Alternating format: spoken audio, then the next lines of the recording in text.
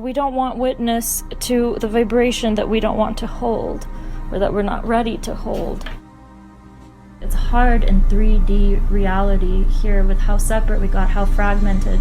You see, we're like these fragmented pieces, and however big of a fragment you are, you need an equivalent piece to reflect with you, like in size, because if the piece becomes too big, it reflects too much where you can't handle it. If the piece is too small, you feel like you're dying inside, like nothing sees you, like you don't exist. But I think, you know, that's what happens just with, it's a pain wound of this whole, you know, universe game reality where we go into almost like a, you know, predator prey survival mode. Like it's a very survival mode actually way of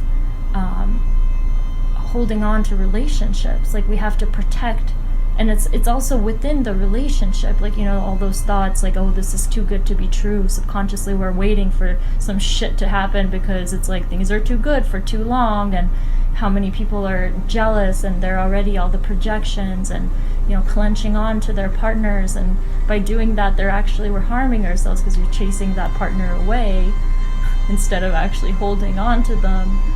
And well, and it's that particular moment when you are with your partner that you are so in love and you still love this person, but you know that the part of excitement is over. Like the honeymoon phase is over. Yes, like there is no more mystery there. You're trying to recreate, you have a moment that you tap in, but this moment, it's just the moment. You don't have this kind of like... I feel that way actually with this whole earth reality. That's how I feel. I remember writing like poetry and being so excited to write the poetry, and all of a sudden I feel like I don't, because I feel like something changed. And the muse. What do you mean? Wait, hold on. Are you talking about because you were in a relationship and you were writing the poems because you had the muse? And yeah, you have the muse, and all of a sudden that muse is, you still love that muse, but it's not a muse anymore. You're seeing the wounds, you're seeing the flaws, you're seeing they already hurt you in some way, but you swallow. But they're equally powerful and beautiful. Yeah, I know. You know, and this is everything that applies on the micro macro. That's what I'm saying. I feel that way about this whole earth reality, because I feel so connected with everything and disconnected with everything simultaneously. The honeymoon phase is long up. That's why I said nothing surprises me in this reality. Nothing surprises my soul. Like my soul, and if my physical mind gets surprised, it's very quick. It's like, okay, this person betrayed me, wow, I can't believe it, and 2 seconds later I'm like, okay, here we go again. Or vice versa, if they did something incredible. It's like I've seen the incredible, I've seen the light, I've seen the dark.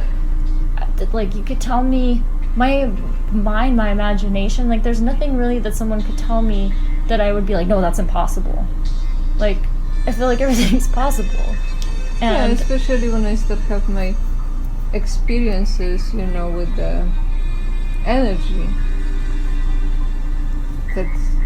Well, yeah, but you remember, and like you said, your energy had started showing to you, but very quickly you were like the light language. Oh, we've been doing this forever. Yeah. It did surprise me. It surprised you. But I didn't do it before. Yeah, then you were like, wait, I knew this all along, I just forgot it. So that's why, like, as an old soul in this game, a lot of it is we're remembering it. But with the beauty part of, it's like the same as with the micro, with the partner. When the honeymoon phase is up, but you look at that person's hands and you know every wrinkle, and you know their patterns that drive you crazy, the way they hold their teacup, but simultaneously that's what you love the most about them. Like you know them inside and out, and yeah, that rush, that high is up, but you're left with something equally as amazing. And I feel like that's kind of the end chapter of, the ending of this universe game. Like, but what I said yesterday, how fast we forget people that they were so significant in our life, you know, how they fade. Like even my grandmother, that she was the most important person in my childhood, We tie that into what I was just saying, because it's hard for me to. Yeah, I say it's a beauty, in the seeing, the honeymoon is gone, but you look at the like the other aspect, Yeah. like the whole reality. Like I'm saying, like at the end of this game, you just kind of you switch to an observer perspective. What you're saying, I think, with how you're now bringing how quickly.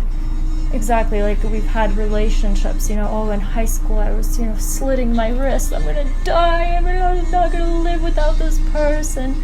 And, not many years later, because it's like even 10 years, it's not that long, it's like, what the hell was I thinking? They're so not real in your life anymore, and they feel almost like an ancient memory. Not only that, like if I will try to right now go back to one of my relationship that I thought was very significant, and let's say this person is still alive, and let's say we bang together,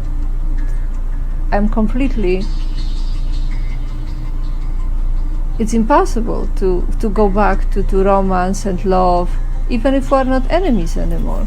Yeah, that's You don't the even endless expansion. Yeah, and you don't even remember how crazy you were about that person, and also sexual aspect. No. But you see, I think we're actually going now, we hit that point where now we're merging, because it's also, I don't want that to be the reality. Like, let's say micro, macro, right? As a creator, things just keep expanding, and new experience, and all the old experiences and people, they just fade away as if they meant nothing, right? Like, that's kind of like sad in some way too.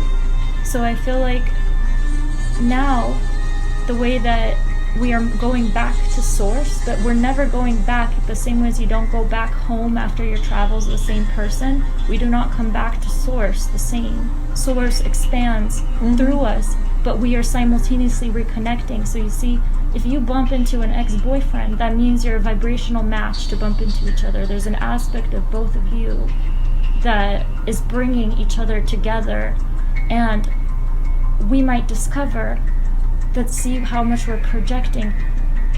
You think that with your ex, we're never gonna have anything in common, but look how much you changed. How many people don't know, have no freaking clue who you are that dated you, let's say 15 years ago. You're a completely different person. In their mind, they might think, oh, okay, she's still, buying shoes and like femme fatale and like, has her business and it's like decorating her house, and here you are doing shamanic healing and light language. So it's an important thing to remind ourselves, because that's how much we, in our mind, limit the potential of other people's growth and expansion. If you re-bump into each other, maybe there's a new you in both. And then you could hold the space for the memory of, oh my gosh, like, look who we... I've had dreams like that with Łukasz, my first love from Poland. We dated, we were like 16 years old. And inside of the dream, we're actually analyzing that. We're like talking about how we used to be when we dated and how we're totally different people now. I don't know, it's actually interesting because he repeats in my dreams in that kind of way. Like, we always have a knowing of that this was our, like, life here, and we're having these conversations. And I think he has a strong contract. Like, I feel like we know each other for a long time. We have even birthday the same day. Yeah, 1 day apart. Yeah, same year, and he's January 9th, I'm January 10th. Yeah, there's a lot of Łukasz Kubiak.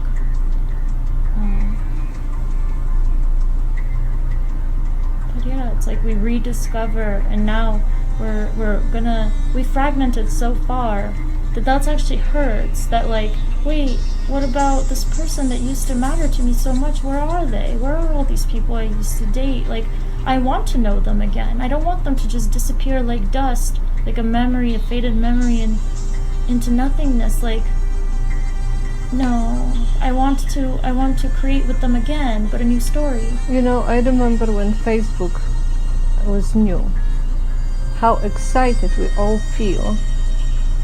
People that I didn't see for 20 years, part of my family from all over Europe right now.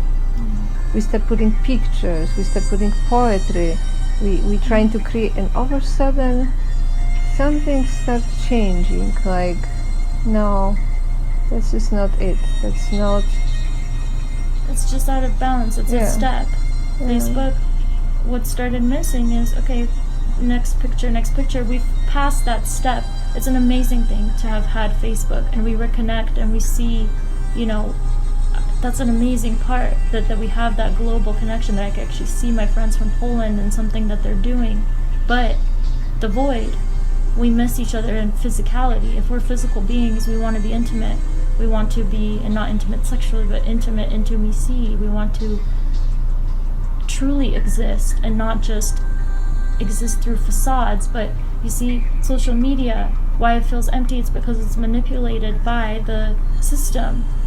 It became simultaneously, when the system is doing their work, which is posting images of, every skinny model, every this, what you're supposed to, the new fashion, cutting out, you have algorithms, and where we see negative things or we see what they want us to see, we start going into like the people that use social media, they keep using it, and that's the world that they're spinning in. And the other people that are desiring something deeper, it starts feeling void.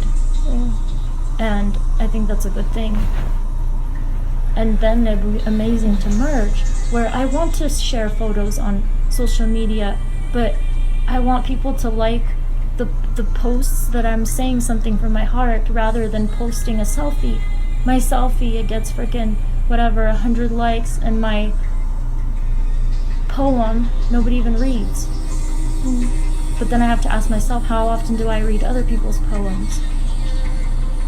How Pretty often. No, I know now, yeah, but it's just whether I'm doing better or not at that is something sometimes that I have to be true to myself with too. How often do I go and like somebody else's this or that, or take the time to let them know, or to hear them out? If I might already project, like, oh, I already know what, more or less, like, what they're gonna say, right? And even if that's true, let's say how our friend had sent a video of it was a spiritual concept that for us, we're a little bit past that point of spirituality, and there's nothing wrong with where that person is at. That's the process. We were there some years ago. But if we turn it off halfway, let's say, maybe if we didn't turn it off halfway, there would be still something in there that we can learn. And still give that space, not shut down. So it's just, observing our own self. Giving the chance of learning something new, or a perspective. You might think you already know everything they're gonna say, but they might surprise you. I need to change the laundry. So, because we were discussing right now about how oftentimes, especially girlfriends, when they have all of a sudden a boyfriend, they become less existent in our life or completely drop you. It's every girl knows that that's a very common pattern. But what I was saying was, in this reality, we're so lonely that when one person feels like they see you, they match your vibration in some way that you want to perceive yourself, whether it's good or bad, but you feel more alive. Everything else that could potentially disrupt your frequency, like adding in a third person or a third girlfriend, becomes a threat to your, vibration that you're holding currently together with your partner. We are so afraid of change, and also from our programs, that's how it's even in our subconscious. If I include others in my perceived comfortable relationship where I feel good for now. It's like a drug. Like, I just feel good right now. Doesn't matter if the relationship's perfect or not. It's you feel full, fulfilled in a moment. Then you protect it. It's like we become, and you see like women, like almost like cats. Like, that's why they say, you know, girls fight like cats. It's kind of like that. Like, and it's a programmed in us reality that we're so wounded that the little ounce of what we perceive as affection, as some affection, it's affection that we didn't get as a child, because especially at the beginning of the relationship too, you bring all the best from each other. You want to see all the best. Somebody actually sees some beauty in you. So this is very like strong drugs. Yeah. And, you know, you don't want to even almost like bring people from your old energy, because they might reveal something to that person that you don't want to reveal yet. You know, or they might agree with you more, or it's just frequency, like it's throwing off whatever attunement that those, you know, two people have found with one another.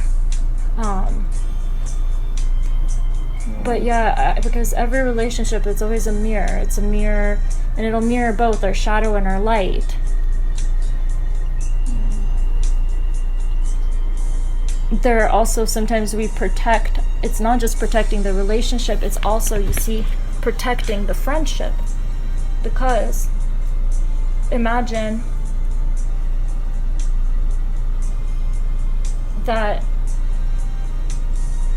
you have a girlfriend, right, and now she has a boyfriend, and you know this girlfriend for a really long time, and stop doing that because I can't focus when you do your energy things. It's seriously, every time you do that, it's like I go into like I start falling asleep. It's protecting the girlfriend too, because every person that manifests, it's gonna be it's something is happening that's giving us opportunities to face certain things, heal certain things, right? Like the boyfriend might be bringing out an aspect of that of that friend of yours that they worry, wait, that you have never seen that aspect of them that's being brought out. Maybe they haven't even seen it. Somebody can be bringing out a new boyfriend, an aspect of you that you're afraid to expose. Was bringing the aspect of me that I didn't like this aspect. And you probably would cut your girlfriends out in some way because you don't want them to see that aspect of you. So, but this is generally with different friends. I am different with, you know, some of my friends than the other of my friends, not using the names. And I never can be exactly the same. If I want to switch, I want to be like with that friend the way I was with the other friend. It will absolutely not work. Yeah. You know? I mean, they always say, like, you know, I think 3 is company, 4 is a crowd, right? Yeah. It's hard in 3D density here, in this reality, because when we become collective, then it's different. But in this 3D reality, it's hard to have physical mirrors and have many of them and be vulnerable with all of them simultaneously. It's almost like we have to work on, sometimes we have to separate in that kind of way because we're working out a fragment piece of ourselves, and the other person can be a disruption of something that we're like, not necessarily like disruption, but it's too much to handle. It's like we can only work at a fragment piece at a time of ourselves. And that's true. You know how like sometimes like in, okay, so Poland, when I was a kid there, it was much more collective. We went to summer camps and things, and we had friends. Everybody was your friend. But then it's also like when you broke up with your boyfriend and you all know each other and everybody knows your business, it makes it even harder to exist, because you almost can be outcast from the community, or you outcast yourself because it's too painful to still exist in the community when you are not with your partner anymore and he's still part of the community. Yeah, and you're also working with everybody's projections. Yeah. I remember those, like I said, there were summer camps that either I was like the most popular or everybody hated me. Like, and that's how groupthink happens. You know, you make some impression and because it's hard to break that impression. I was usually, like when I was a kid, summer camp, teenager, I was usually very popular, but in the same time not necessarily very likable. But it never really bothered me because I always have at least one really good girlfriend who get me.